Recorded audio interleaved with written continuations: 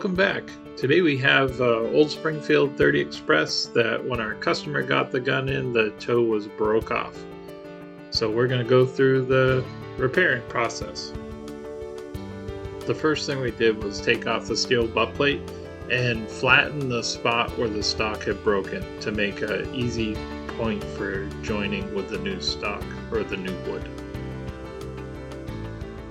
I took the scrap piece of walnut off from an old Ithaca Model 37 pump buttstock that I had and matched the grain up to the grain on the 30 Express.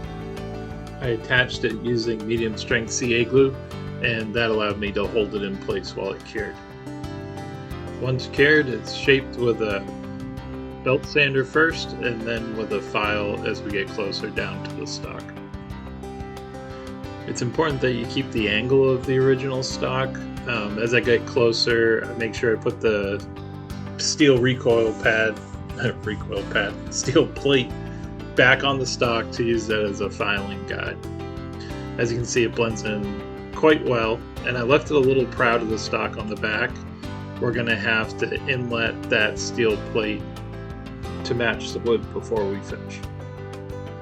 Once the new wood is filed to the same angle as the original stock and it's just starting to touch the old wood, we'll swap over to sandpaper to blend in the new wood into the old stock. The new wood is feather sanded into the old stock in a gradient way so that the coloration slowly changes into our new piece of wood.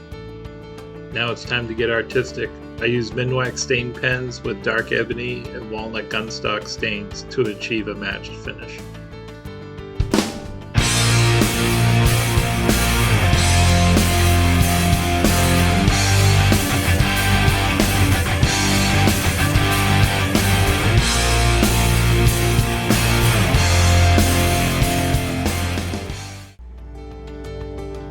Hey Rosie, how are we doing today?